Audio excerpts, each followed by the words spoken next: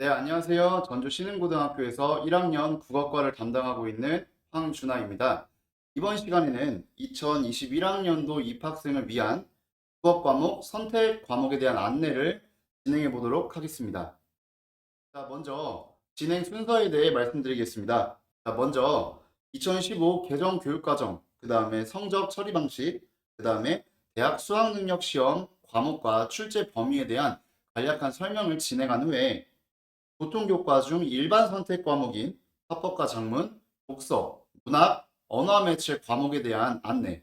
그 다음으로 보통교과 중 진로 선택 과목 중 실용국어, 심화국어, 고전 읽기 과목에 대한 안내를 진행하도록 하겠습니다. 자, 앞서 설명을 들으셨겠지만 2015 개정 교육과정은 교과 영역에서 크게 보통교과와 전문교과로 나누어집니다. 보통교과 같은 경우는 일반 고등학교에서 진행되는 그러한 과목 구성을 의미하고, 전문교과 같은 경우는 특수목적 고등학교나 혹은 특성화 고등학교 등 일반 고등학교 이외의 고등학교에서 주로 진행되어지는 과목이라고 할 수 있겠습니다. 자, 먼저 공통과목의 경우 모든 학생들이 고등학교 단계에서 반드시 배워야 할 그런 내용으로 구성되어 있는데, 국어과 영역 내에서는 1학년 1학기와 2학기 때 배우게 되는 국어 과목이 이에 해당하게 되겠죠. 공통 과목에서 이러한 내용을 통해 기초 소양을 함양하고 나면 자신의 흥미나 관심 또는 진로 적성에 맞게 일반 선택과 진로 선택 과목으로 과목을 선택하게 됩니다. 자, 먼저 일반 선택 과목이란 고등학교 단계에서 필요한 각 교과별 학문에 대해 기본적 이해를 바탕으로 설정된 과목입니다. 국어과에서는 문학, 독서, 화법과 작문, 그리고 언어와 매체와 같은 과목들이 이에 해당한다고 볼 수 있습니다.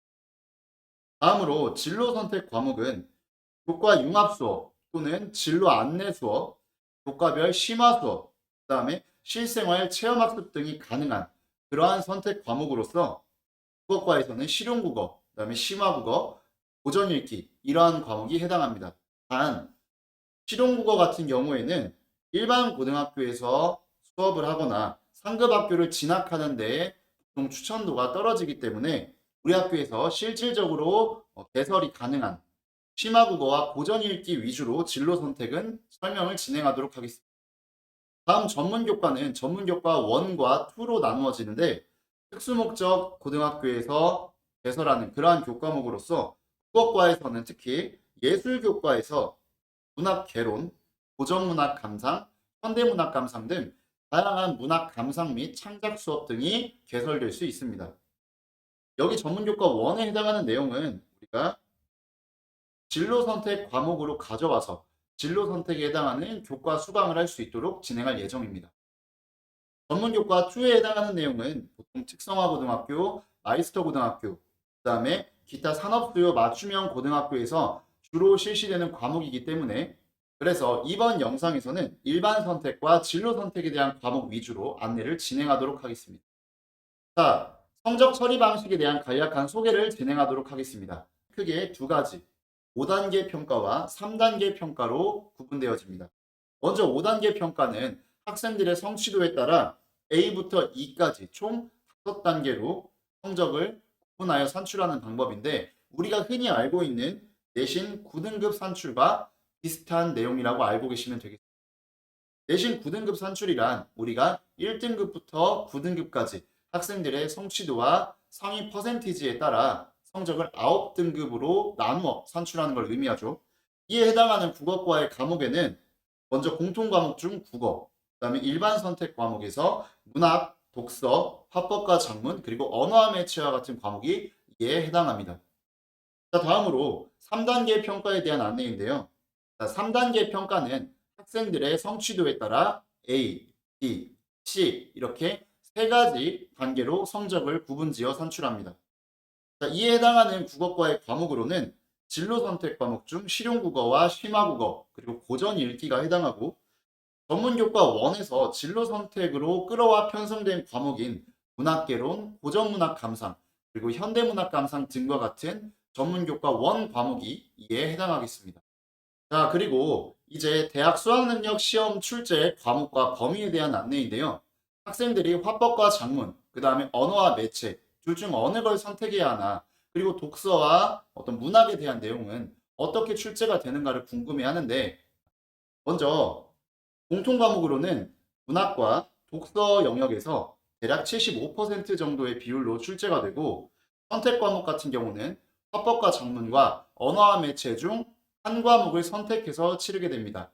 여기에서 대략 25%가량이 출제하게 됩니다.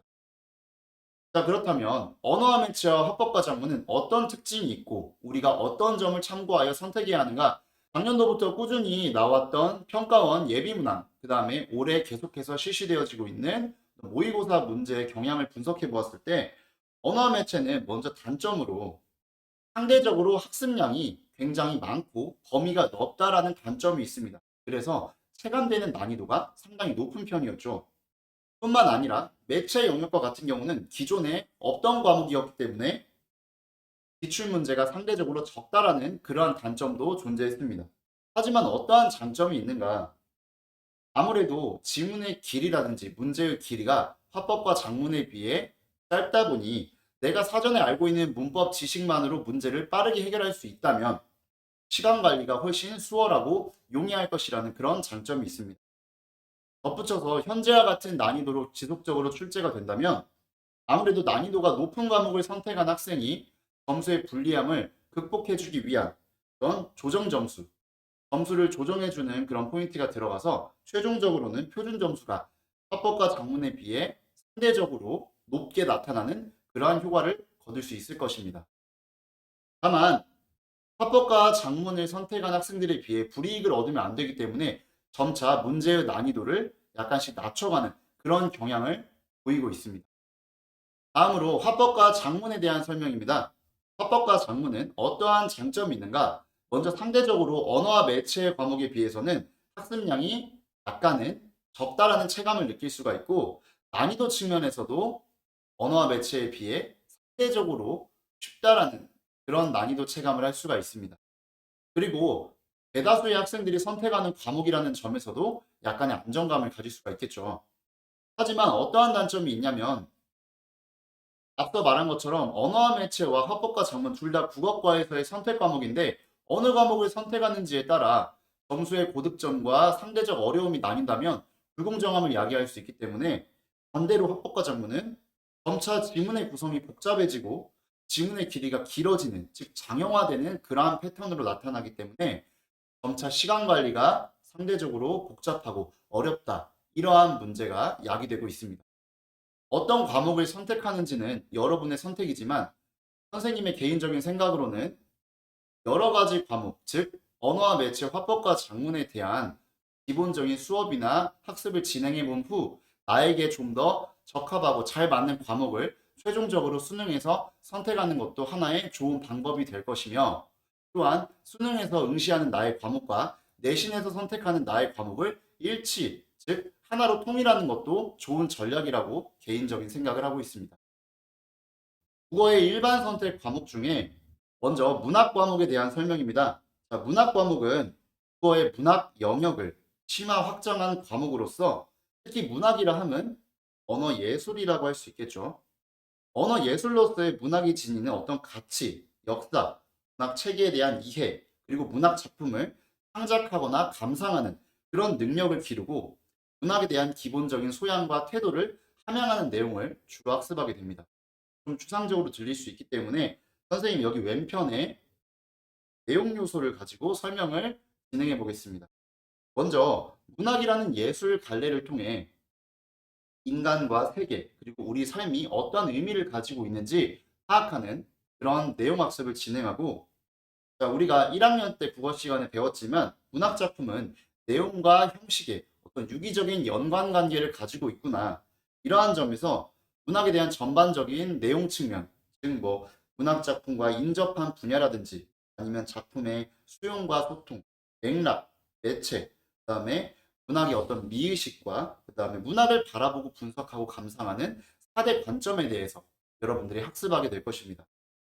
그 다음에 세 번째로는 우리가 일반적으로 가부개혁 이전과 이후를 고전문학과 현대문학을 나누는 큰 축으로 보고 있는데 이 시대에 따른 갈래, 그 다음에 문학의 내용과 형식에 따라 서정, 서사, 극, 교술 이렇게 네 가지 갈래로 구분하는 이러한 한국 문학의 성격과 그 역사적 변천사, 그 갈래에 해당하는 세부 작품들을 하나씩 다뤄보면서 문학 작품을 감상하고 향유하고 분석하는 그러한 역량을 키우는 수업을 진행하게 될 것입니다.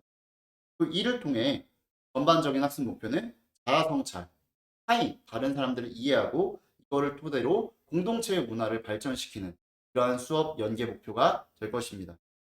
자, 여기 우측 하단에 보면 5단계 성취도, 즉 1등급부터 9등급까지 산출하는 그런 등급제 평가이고 관련 직업과 관련 학과가 여기 있기 때문에 여러분들이 잠시 일시정지 해두고 어떠한 학과와 직업이 연계되어 있는지 보면 좋을 것 같습니다.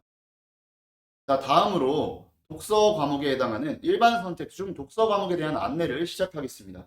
자, 독서 과목은 우리 국어가 듣기, 말하기, 읽기, 쓰기 이렇게 네 가지 기본 영역을 가지고 각 학교급마다 좀 더 심화 확장된 내용을 배워오고 있었는데 이 중에서 국어의 읽기 영역을 좀 더 심화 확장한 내용이고 우리가 독서 영역은 말 그대로 읽는다는 내용이기 때문에 다양한 주제와 유형의 글들을 폭넓게 읽을 줄 아는 그러한 역량을 기르는 수업이 진행될 것입니다. 자, 그래서 어떤 자기 자신과 타인에 대한 이해를 넓히고 그로 인해 배경 지식을 확장하고 좀 더 세부적인 역량을 기르는 뿐만 아니라 일상생활과 학습 상황에서 필요한 비판적이고 창의적인 그런 독서 능력을 기르는데 중점을 둔 수업을 진행할 것입니다.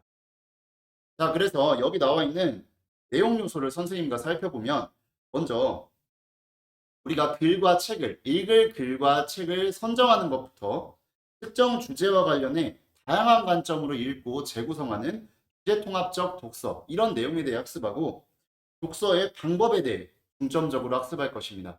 독서의 방법은 우리가 흔히 말하는 모의고사와 수능에서 비문학 독서 지문의 아주 중요한 전략 중에 하나라고 할 수 있는데 먼저 사실적 읽기라는 내용은 내용이나 주제, 글의 구조, 구성 방식, 전개 방식에 대한 정보를 캐치하는 그런 사실적인 내용 근거를 먼저 파악하는 독해, 읽기가 되겠습니다. 추론적 읽기는 2에서 한 단계 발전해서 생략된 부분이랄지 작가의 의도, 숨겨진 목적과 주제를 우리가 추측해보면서 예측하면서 읽어보는 그런 독서 방법이 되겠고 비판적 읽기는 어떤 공정성, 타당성, 정확성, 그다음에 적절성과 효용성 등 다양한 요소들을 직접 판단하면서 읽는 방법에 대해 학습할 것입니다. 그 다음에 감상적 읽기는 글과 거기 나오는 인물, 사건, 배경, 상황, 문제 여러 가지에 대해 정서적으로 반응하고 감응하면서 읽는 방법에 대해 학습하게 될 것입니다. 창의적 읽기는 우리가 읽은 글과 책을 재구성하거나 문제를 해결하기 위해 보완하거나 대체하는 방안을 마련하는 여러 가지 역량을 기르는 위주의 수업을 진행하게 될 것입니다. 그래서 우리가 비문학 독서 지문에서 본 것처럼 인문 예술 분야, 사회 문화 분야, 그 다음에 과학기술 분야 등 여러 가지 영역의 다양한 영역과 주제의 글들을 읽어보는 그런 시간을 갖고 자발적으로 독서를 계획하고 실천하는데 역량을 기를 수 있는 그런 수업을 진행할 예정입니다. 자, 이제 수능에서 공통 과목으로 시행되는 문학과 독서에 대한 내용을 알아보았고 화법과 작문 그리고 언어와 매체에 대해 알아보겠습니다. 국어의 읽기 말하기 영역, 이건 화법에 해당하겠죠? 그 다음에 국어의 쓰기 영역, 이건 작문에 해당합니다. 이러한 내용을 좀 더 심화, 확장한 영역의 교과라고 할 수 있겠습니다. 그래서 다양한 주제와 유형의 어떤 담화나 글을 바탕으로 의미를 구성하고 효과적으로 소통하는 방법에 대해 학습할 건데 이 자신의 생각을 적절한 표현 전략과 전달 방법을 통해 생산적으로 창작하고 수용하는 방법에 대해 학습할 예정입니다. 자, 여기 나와 있는 요소를 보았을 때 타자, 필자라는 생산자와 청자, 독자라는 수용자가 메시지, 언어, 텍스트라는 그런 전달 매체, 매개체를 통해 상황과 맥락이라는 큰 틀 안에서 의미를 서로 구성하고 주고받고 사회적으로 상호작용하는 그러한 내용에 관련된 학습을 진행할 건데요. 특히 화법은 대화, 즉 담화, 말과 관련된 내용이 주가 되겠고 장문은 글을 쓰는, 즉 장문, 글 짓기와 관련된 능력을 배우는 수업으로 진행될 것입니다. 자, 어떠한 내용 요소를 배우게 되는가? 자, 화법과 작문이 무엇인지, 어떤 기능과 특성이 있는지를 배워야겠죠. 그 다음에 상황에 맞는 화행이라고 해서 화법과 관련된 내용은 먼저 정보를 전달하는, 그 다음에 설득을 하는 신교 및 정서 표현, 이러한 영역에서의 어떤 대화, 협상, 발표, 토론, 면접, 연설과 같은 다양한 말하기 유형과 거기에 따른 언어적, 준언어적, 비언어적 표현 전략들을 학습할 것입니다. 다음 장문도 마찬가지로 정보 전달, 설득, 친교 및 정서 표현에 관한 글을 쓰는 방법, 이런 표현 전략에 대해 학습하고 최종적으로 화법과 장문에서의 어떤 윤리적인 부분, 저작권과 관련되거나 쓰기 윤리와 관련된 부분을 학습하는 그런 과목이 되겠습니다. 자, 언어와 매체 과목은 국어의 음성 언어, 문자 언어, 그리고 대중 매체를 통해 이루어지는 어떤 매체 언어 등 실생활 언어에 대한 학습이 주를 이루겠고, 말 그대로 언어는 정확한 언어 사용을 위한 국어 문법, 규범에 대한 학습이 주를 이루게 될 것입니다. 그 다음에 매체 영역에서는 매체 언어의 이러한 개념과 특성을 이해하고, 자, 매체 자료를 무작정 수동적으로 수용하는 것이 아니라 비판적으로 수용하고 창의적으로 나름대로 의미를 구성하고 생산적으로 전달하는 그런 방법에 대해 학습할 것입니다. 자, 내용 요소를 살펴보면 언어 사용, 정확한 언어 사용을 위한 문법 체계에서는 의문의 변동, 의문 체계, 즉 의문론과 관련된 내용 우리가 1학년 때 배웠죠. 자, 그 다음에 단어의 짜임과 새말 형성, 이런 형태론과 관련된 내용을 학습할 것입니다. 다음 단어가 모여서 좀 더 큰 단위를 이루고 있는 문장 단위에서는 통사론, 문장의 짜임과 그 활용에 대해서 알아볼 것이고, 다음 품사와 단어, 다음 단어 하나하나, 즉 어휘와 이런 것들의 의미 관계, 즉 의미론과 어휘론에 대한 내용을 전반적으로 학습한 다음에 국어의 규범이나 일상생활에서의 올바른 언어 사용에 대해 학습할 것입니다. 다음 매체 같은 경우는 앞서 말한 것처럼 우리가 대중매체를 통해 이루어지는 언어적 작용을 매체 언어라고 했는데, 이런 매체 언어를 가지고 소통하고 이런 것들을 향유하는 이런 내용에 대해 하게 될 것입니다. 자, 이번에는 국어 진로 선택 과목 중 심화국어에 대한 내용을 알아보겠습니다. 심화국어는 국어 과목을 선행한 다음에 전반적으로 심화된 학문 탐구 영역, 상급학교, 즉 대학에 진학한 이유나 취업 등 여러 가지 우리가 심화 학문 능력을 향상시킬 필요가 있을 때 학습하는 영역의 과목이 되겠습니다. 그래서 전공 분야의 전문적 내용을 학습하기 위해 필요한 능력, 사고력, 언어 능력, 있는 이해와 표현 능력, 이러한 것들을 전반적으로 함양할 수 있는 교과 구성이 되겠습니다. 그래서 여기 내용 요소를 살펴보면 기본적으로 우리가 지금까지 배웠던 국어, 문학, 독서, 언어와 매체, 화법과 작문, 이런 내용들에서 핵심적인 것들을 뽑아가지고 좀 더 심화한 내용을 다루고 있습니다. 그래서 비판적이고 창의적으로 사고하는 역량, 공동체와 대인관계에서의 역량, 그 다음에 의사소통과 정보를 활용하는 역량 등을 골고루 함양시킬 수 있는 그런 교과목이 되겠습니다. 자, 다음으로 고전읽기 과목인데요.